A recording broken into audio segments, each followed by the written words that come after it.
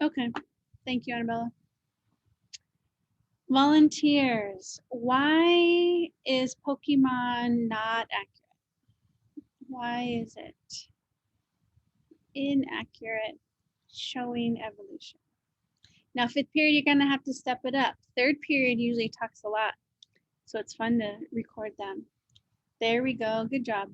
I want to hear from all of you. Very good. So, Sharon, let's start with you. Evolution happens slowly over time, yet Pokemon evolution happens during one lifespan. Okay. Lila? Pokemon will have a final evolution, but evolution doesn't stop for some species, and it's just going to happen slowly over time. Okay. Jonathan? Pokemon is inaccurate because it's the same Pokemon is going through the same changes. Okay. Thank you. Anthony? Real evolution takes way longer than how Pokemon evolve. Okay. Naomi? Evolution takes place within a population, but it takes place across generations. Okay. Thank you. So good. So, you guys all hit upon it's a lot slower, but the key thing, which is true, key thing is though, it happens over generations. So like in Pokemon, that same Pokemon will like level up, right? Or power up, whatever you want to say. But it's the same Pokemon. But for evolution to occur, it has to happen in the next generation. So if that Pokemon were to have babies and those babies had different traits than it, that's evolution. We have a change in traits over generations, from generation to generation. So good. So make sure, if you haven't already, you fill in your warm up. Let me refresh. Good. I see you all have it open. Make sure you actually type in there on the warm up. So we are officially in our fourth unit, Evidence for Evolution. The last time you and I met, we actually defined what evolution is. Now, again, I'm very aware that some of you, this could be a very sensitive topic. And I just want to reassure you that my job is not to change your beliefs, but give you the true definition of evolution. And then today we're actually going to look at some evidence that supports it. Okay. So we talked about last time the actual definition. And as some of you mentioned, it happens across generations. It's not just change over time. It's change from generation to generation, okay? We also looked or found out last time that there's this common ancestor. And if we go back far enough in time, from generation to generation, we will find a common ancestor that all species on the planet is related to. We don't know what that organism is, nor how it came about or why. We can't answer those questions, but we do know that just like you can look at your common ancestor with your cousins, which are your grandparents, and then your grandparents had grandparents, and then they had grandparents, and we just keep going, right? That we can go far back enough in that lineage that we all share the same common ancestor. Now, those you should have had in your notes already. This one last tidbit I want us to add, because we never really fully defined common ancestor. I had you define it, but now I'm going to give you the official definition. This is from STEMscopes. A common ancestor is an ancestor that two or more organisms descended from. Now, I really wish they didn't use the word ancestor. So when I looked up ancestor, it means an early type of. Today, you're going to have the opportunity to research an animal. So you can choose an elephant, a giraffe, a horse, or a whale. And you're going to see the ancestors of these animals. You're going to see the early type of. those types of animals. So we're able to see small changes from generation to generation of these various animals. Okay, so we are talking about fossil records. Oh wait, so now we know the definition of evolution. Now what we want to do is look at what evidence is there to support it. And there's 4 categories: the fossil record, comparative anatomy, embryology and development, and DNA comparison. You and I are going to focus on one of these for the next 4 times we meet, 1 per topic, right? So today we're focusing on the fossil record. Go ahead on your formative, answer question number 2. What do you already know about fossils? Go ahead and tell me everything you know. We're on the formative.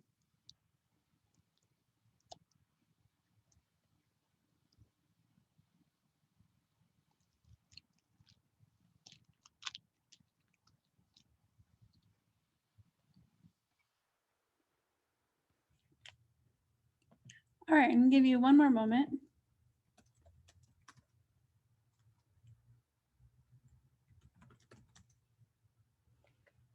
Now be careful, I don't want it in the chat box. I want it on your formative. So it's number 2.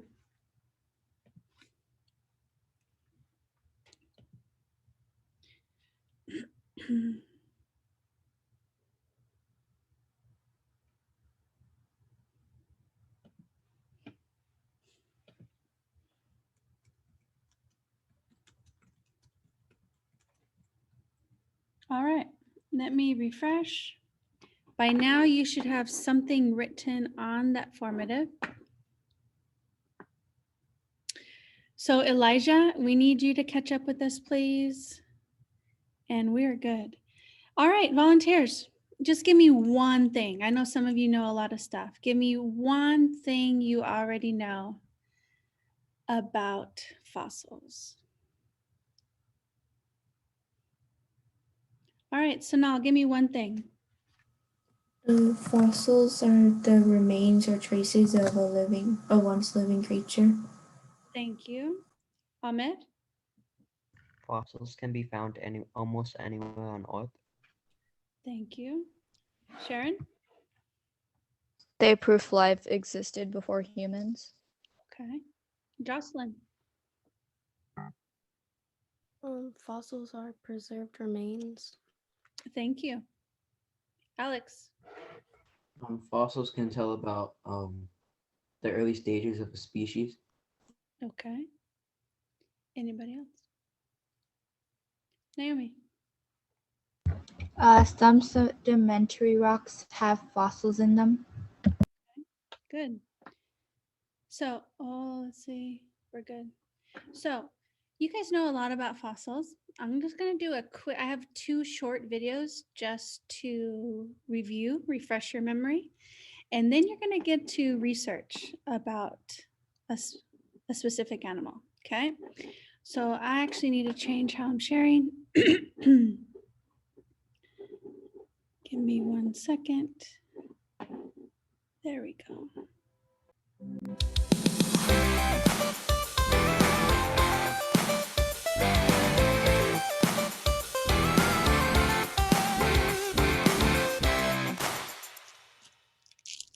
There are 4 major categories of evidence for evolution: fossil evidence, anatomical evidence, embryological evidence, and biochemical evidence.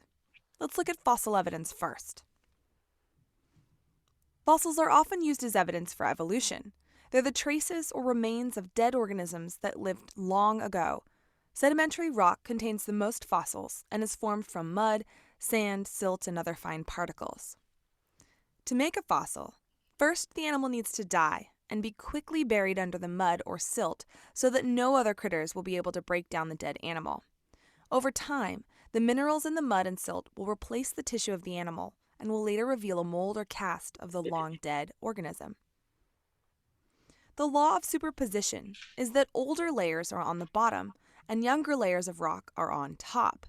This allows us to relatively figure out the age of different organisms or fossils that we find in layers of rock. So an organism found below another organism would be older than the one on top.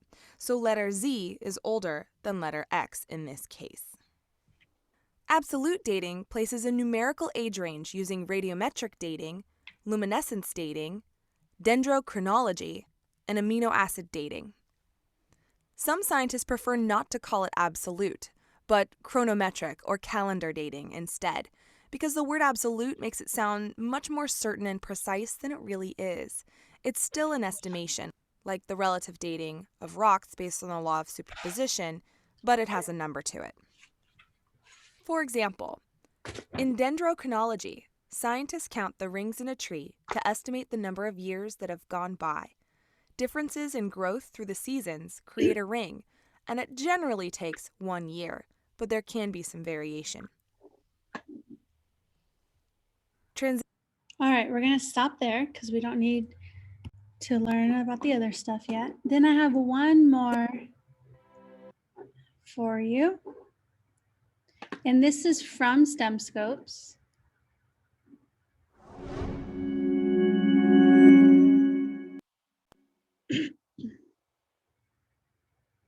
The history of life on Earth is recorded by fossils.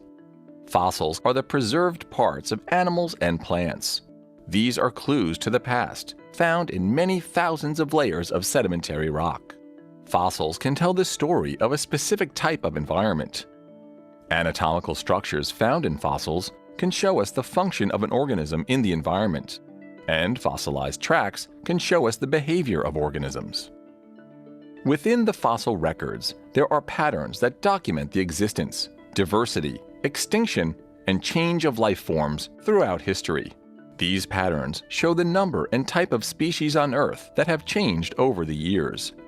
Comparing these fossils helps form the basis for biological classification systems and the theory of evolution. The chronological order of fossils can be used to interpret past events and environments, including changes in climate. We can see that the organisms best adapted to changes in the climate survived, while others died off. The level of complexity of anatomical structures in organisms and the chronological order of fossil appearance in the rock layers serve as the growing and changing historical record of our planet.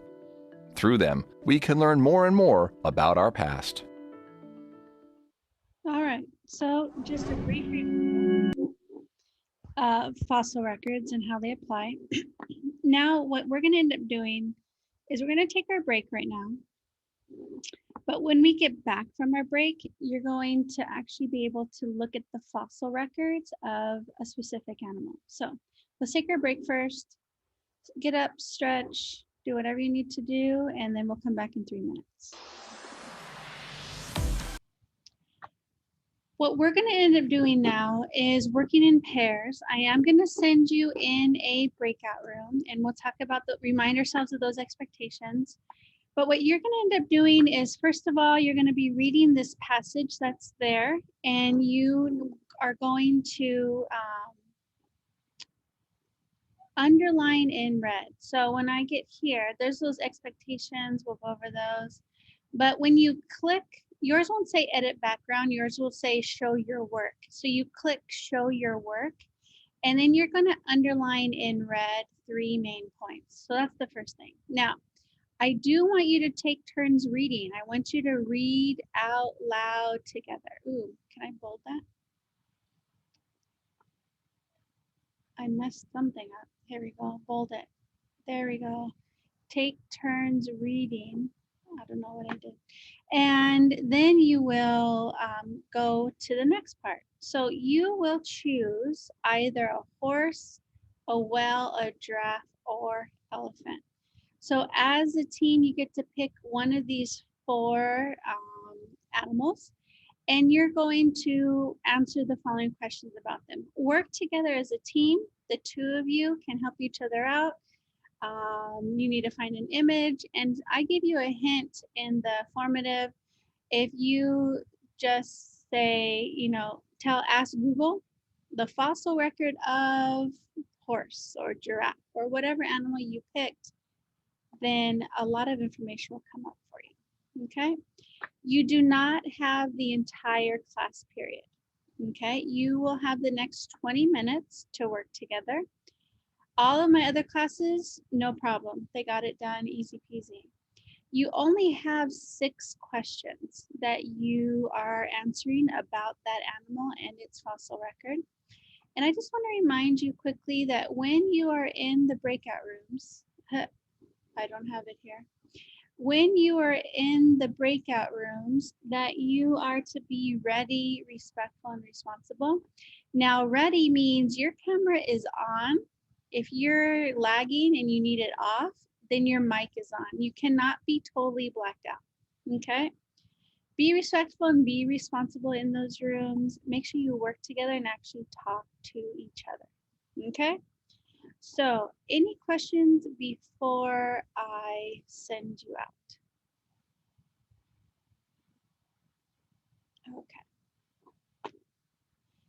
Then, let me make sure that we have this here. We should have teams of 2. And let me switch with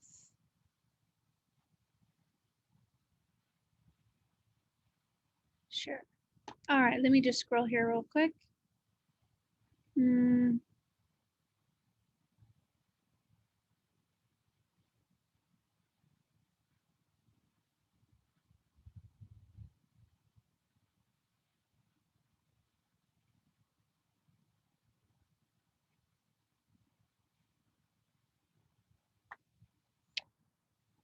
And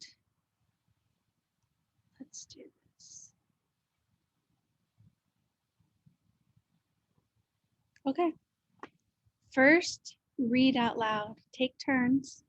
There's 2 paragraphs. You have 2 people, and then go ahead and research your animal. All right, you guys, have fun. What we are going to do now is, now that you came back from your groups, some of you already submitted it. I recommend you unsubmit it so that you can use it to share. I am going to open up your images. And I'm going to ask for volunteers to share with us what you found out. You can address each of the questions that you actually answered, or you can just talk in general. What did you find out about the evolution of your animal? And for those of you who do volunteer to present your information, you will automatically get the bonus point for the week. So maybe a little incentive for you guys to participate. So any volunteers, and I'll project your image and you just share about it. All right, I see Joseph hands up. Let me bring up your picture, Joseph. Here we go. All right, go ahead, Joseph. So what I find out is that the evolution of horses is that the size is getting bigger and their neck is going straight up. The evolution took like 50 million years ago.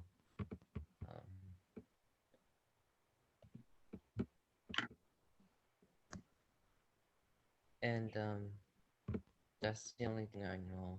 What would you predict would happen next to this animal? What do you think? Probably their size getting bigger and the neck is just keeps straightening up. Okay, thank you, Joseph. Doobie, doo. All right, who else? Jazzy, let me get your picture real quick. All right, Jazzy, go for it. So basically, I chose the elephant, and I noticed that they're all different sizes and they're all different colors. And so maybe later on the sizes might change and the colors might change because, you know, they're different. And it took around like 30 to like 40 million years to evolve to now. And yeah, that's it. All right, perfect. Thank you, Josie. Well, did you tell me what do you predict will happen next to the animal? I said that I think it's gonna change, like the color might change and they might change in sizes too. Okay, thank you. Naomi, let me get your picture. And it is right.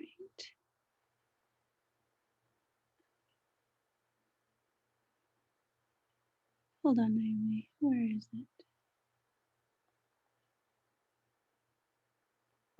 That is strange. Hold on. Doobie, doobie doo. There you are. Okay, go ahead, Naomi. I'm gonna do the whale. So the whale is an aquatic mammal and it lost its legs and it took about 50 million years to evolve into the current animal. The head got bigger and the mouth also became longer, and I think the whale might continue to get bigger and bigger. All right, thank you. Can we get one more person? We have the whale, we got the elephant, we did the horse. Anybody do the giraffe that would like to? Let's see. Scrolling through. I don't think anybody, oh, here's a giraffe. Yes, Naomi.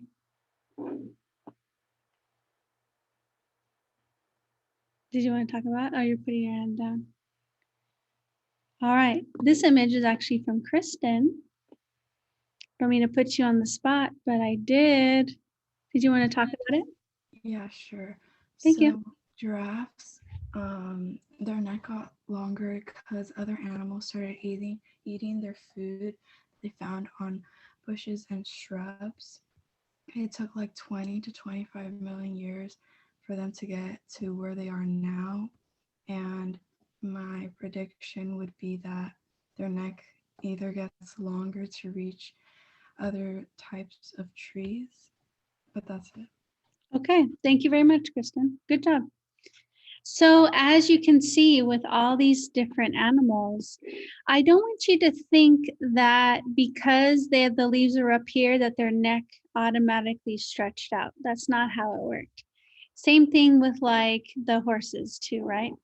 It didn't just stretch out automatically. This is from generation to generation. So specifically with giraffes, the shrubbery on the floor was getting less and less and less. So they really had to search for food higher off the ground. And so if your neck happened to be long enough to reach it, then you got to survive, you reproduced, and your babies had a long neck. If your neck was short and there was no greenery on the bottom, well, guess what? You're not going to survive. And so that short neck version of giraffes died off. But those that had the trait of a longer neck were able to survive, reproduce, and then the next generation carried on that trait, and the trait slightly changed from generation to generation. So for number 9, applying the definition of evolution, again, it's not just change over time. You guys were telling me over millions of years that this occurred from the very first ancestor of the animal to modern day. So again, over generations, those traits, if they're favorable for the environment, will allow the animal to survive, reproduce, and then the generations after can survive as well. All right, any questions for me? Anybody else want to add anything? Anybody else want a chance to talk about their picture? Marley had a good question, a good picture.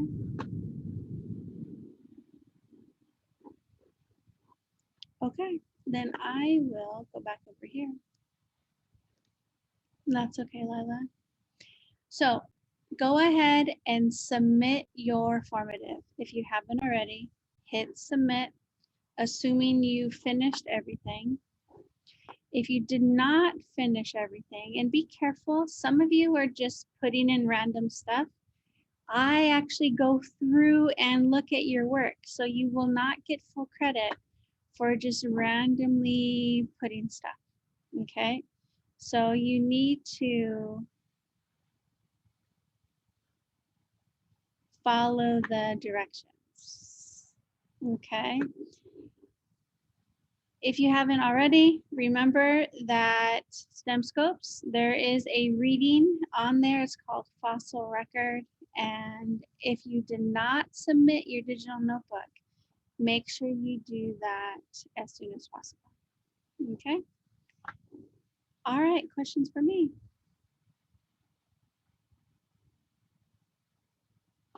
All right, let me pause here.